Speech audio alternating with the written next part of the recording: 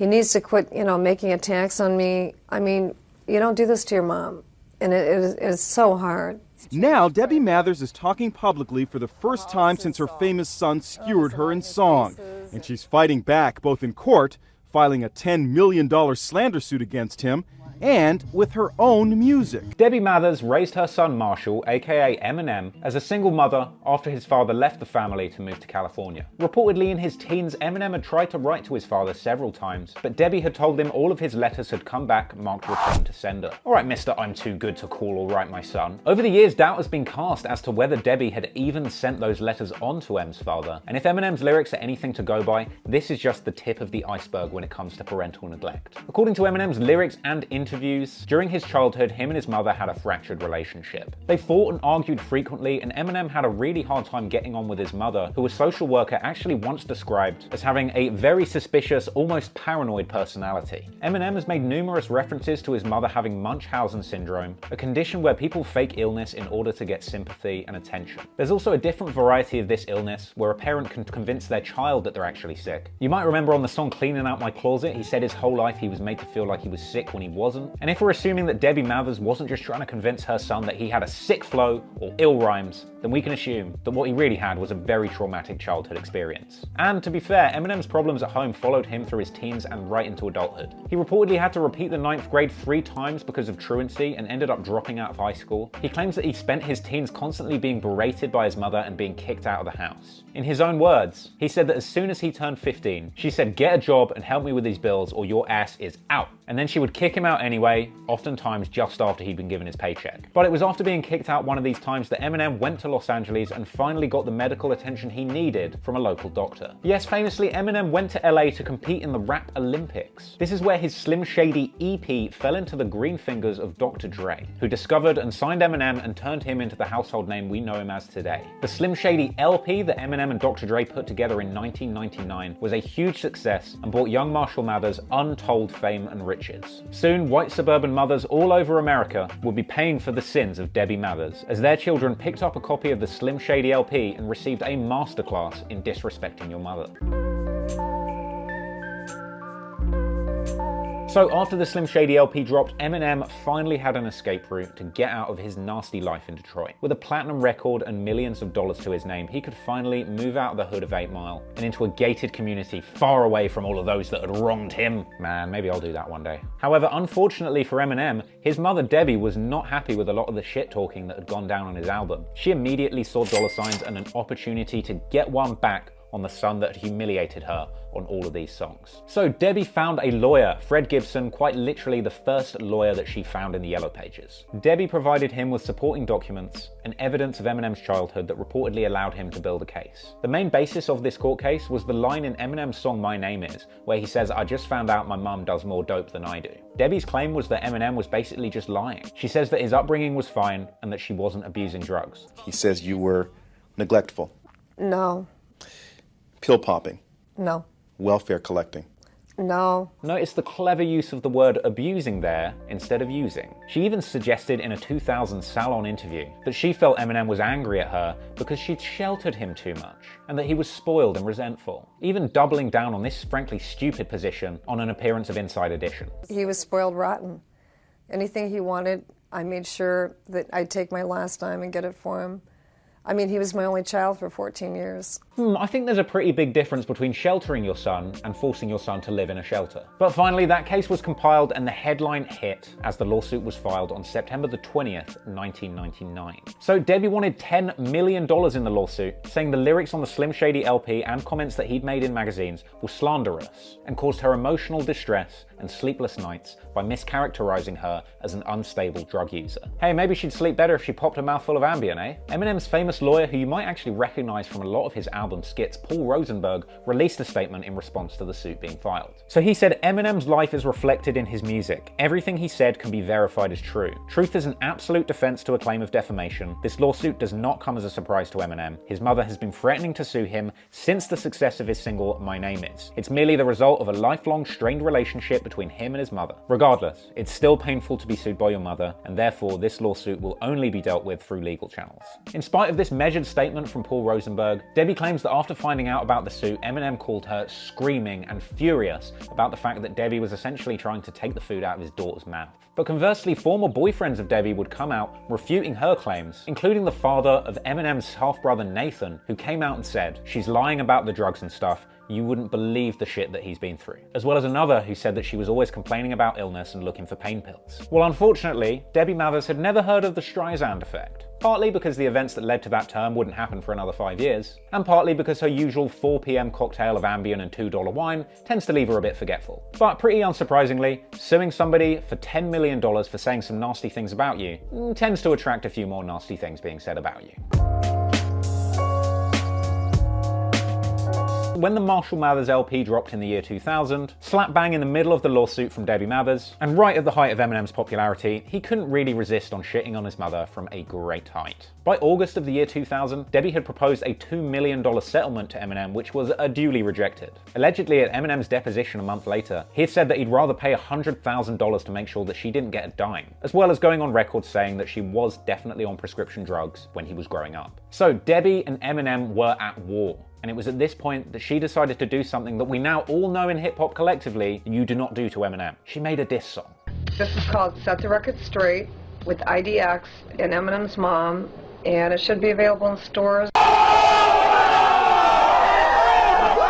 Yes, before there were a long line of bodies and chalk outlines of the careers of people that were dumb enough to take on Eminem on wax, Debbie decided to go toe-to-toe with the monster that she created, dropping a diss song called Dear Marshall. Now, it's actually a real shame that YouTube's copyright system is so damn broken, because this song is so laughably whack it would have been hilarious to give you a line-by-line breakdown. But if you want to go and check it out, it's essentially just Debbie talking offbeat over a very lackluster hip-hop instrumental that sounds more like budget health spa than badass diss track. I'd personally give Debbie Mathers a 0 out of 10 for her dead flow, but then again, her lyrical content definitely cuts a little bit deeper than anything Machine Gun Kelly ever wrote about Eminem. And despite the fact that the song is essentially unlistenable, you have to admire the gall of the woman to flip Eminem's line on him and say with the real Marshall Mathers, "Please stand up." Wait, that's smart, because that's like the line he says, but like different than that. Look, I've already told you that the beat is whack, but I really want to get across to you just how bad the beat of this song is. Now, this beat was produced by the hip-hop duo IDX, and if you're wondering how those guys are doing these days, the answer is, not good, since it took me 5 Google searches to even fucking find them. Turns out that this pair of shameless clout chasers were just looking to capitalize off the back of a broken family dynamic, offering Debbie a small bag to put her spoken word diss track alongside one of their also terribly thought out Eminem diss tracks, and release the thing as a 2-track EP. And how did that work out for them? Not good. They didn't release any music after this. And despite the fact that this song seemed to be a complete flop, devoid of any artistic or musical value, other than a cry for attention and money grab from the drug-addled mother of a celebrity, and 2 money-grabbing Detroit nobodies, this didn't stop Debs from going on a mini press tour to promote her smelly song. She appeared on Access Hollywood. There's more of Debbie Mathers' rap to her son on her CD. It's called Set the Record Straight, and it's available on her website, www.marshallsmom.com. It includes the telltale line, "Marshall, we have a problem." And to set the record straight on that lawsuit, Debbie hasn't dropped the suit, but as we said, she is working on a settlement. Nancy? And whilst we all know that that track was straight trash and it wasn't about to grab any Grammys, it did nab Debbie Mathers a Rolling Stone This Year in Weird award in the Parents Just Don't Understand category. I'm sure she can put that on her shelf next to her activist Most Ambience Popped in a Single Waking Period award. By January 2001, it was reported by News of the World that Debbie was actually considering dropping the lawsuit and trying to reconcile with her son. This apparently came days after reports that Eminem and Debbie had had a steaming row on the phone, where Em had actually told her that he wished she would die. This actually conflicts with Debbie's later account in her book My Son Marshall, where she said that Eminem had called her begging to end the lawsuit and that she tried to, but her lawyers wouldn't let her. Yeah, sure, why not believe Debbie's side of the story? Apparently, according to Debbie, she'd not known the extent to which Fred Gibson was actually going to sue Eminem. Yeah, just give him a light suing, the kind of suing that teaches a boy a lesson. She suggested that she just provided evidence and let the lawyer do his job, and only found out about the $10 million ask when it was reported on the news. But Eminem wasn't buying it, and apparently in a 2001 interview with the Scotland on Sunday newspaper, he said that he actually wasn't surprised by the suit, calling his mum the Lawsuit Queen. Interestingly enough, Lawsuit Queen was actually the unsuccessful follow-up to Fetty Wap's tune, Trap Queen. Eminem went on to say that's how she makes money and that he couldn't remember her ever having a job growing up. And he doubled down on that disrespect, apparently saying in a February 2001 interview with the BBC that if he could go back in time and kill his mum just after he'd been born, he would. And by the end of this whole ordeal, things had gotten so absurd that even Eminem's grandma was appearing on TV and making heartfelt appeals to her grandson. So have you got a message for him in case he hears this interview? Yes, I love him very much. It's hard to even talk. I'm behind him 100%. Do love him and wish he would call me. I miss Haley. I miss him. And God just bless him. But by summer of 2001, the lawsuit was finally coming to a close. So, $10 million suit, one terrible diss song released, and 0 pills popped if you believe what Debbie says. Debbie's surely a shoo-in for a windfall. We're talking a 7-figure settlement that will buy her the most glorious trailer all of 8 Mile has to offer, right? Wrong! Debbie received a $25,000 settlement, with the majority of that money going to her lawyer, leaving her with only a measly $1,600. I mean, to be fair, what do you expect? You have this lawsuit running, meanwhile you're publicly flip-flopping between wanting to withdraw it and reconcile with your son to talking smack about him in diss songs. But hey, come on, $1,600 definitely buys away a lot of the pain of being ridiculed in public for so many years. You can afford a 1983 Mercedes-Benz 240D with mismatched bonnet.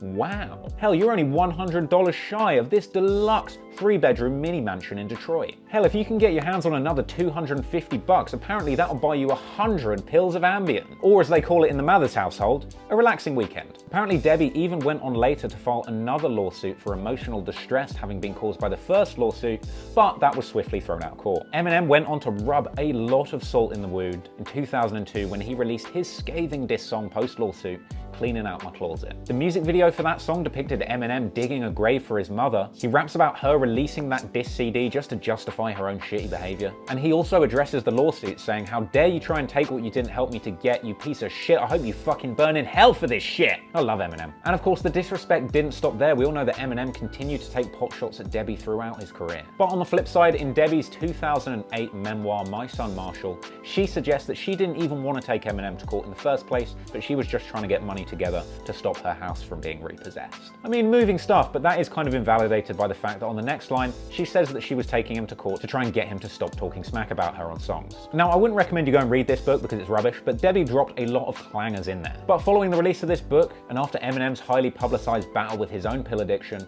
in 2009, his track My Mum on the album Relapse, he suggests that his mum might have been part of the reason that he too became a pill-popping addict. But then finally in 2013, a curveball. On the Marshall Mathers LP2, Eminem released the song Headlights. And this was essentially an apology song for everything he said on Cleaning Out My Closet, which he says that he just can't listen to anymore. And I gotta say, the music video for Headlights is a real tearjerker. Directed by Spike Lee, it actually follows the perspective in first person of Debbie Mathers, as she watches her son diss her on TV, how they grow further apart over the years, and how eventually they reconcile with a heartwarming hug. Apparently, after this, Eminem said that this was the definitive song on his mother and that he didn't want to discuss it anymore outside of the lyrics in that song. And I'll be honest, that music video really touches me. I'm someone that's had a fair share of drama in their family, obviously nothing on the scale that Eminem's had to face. But we've all had our own personal dramas and our own fallouts with our family or with our mothers. I know how hard it is to have family become estranged, not speak for years, and not even be able to be in the same room as each other. And I've also been hurt by family, friends, partners, in ways that left me feeling like I would never want to speak to them or see them ever again. But hell, if after suffering years of abuse and neglect, a $10 million lawsuit, and even a pretty shoddy diss track, Eminem can find it in his heart to forgive his mother, be the bigger man, and move forward with his life. And I find that truly inspiring. I really think that forgiveness is very important. It's not about just letting all of the bad stuff that's happened to you slide and letting people get off scot-free. It's about forgiving yourself for holding a grudge and being able to move on with a greater capacity of happiness in your own life. I don't know if after he released Headlights, Eminem actually rebuilt the relationship with his mother, and to be honest, it doesn't really matter. The fact that Eminem was able to show growth beyond the more juvenile stages of his career when all he wanted to do is inflict maximum misery and disrespect on his mother definitely shows how much he's matured over the years. And at the end of the day, to me, that is the only way that an artist or even just a regular person can actually grow. Because let's face it, over the past 20 years, Eminem grew up, and so did his fans. I'm not the rebellious teenager I once was, and I don't want to hear Eminem talk about killing his mum. I love my mum, and I want to hear about growth. I want to hear about how Eminem went through the worst with his mum and managed to have it in him to let go of the past and become a better man. Because to me, there's so many more important things in life than just trying to settle the score on some dumb shit that happened to you as a child that at this stage in the game you just can't change. So that story really meant a lot to me, and I was really pleased to share it with you guys. I hope you enjoyed it too, and if you did, make sure that you like and subscribe below. Thanks very much for watching and supporting my channel, and until next time, peace out.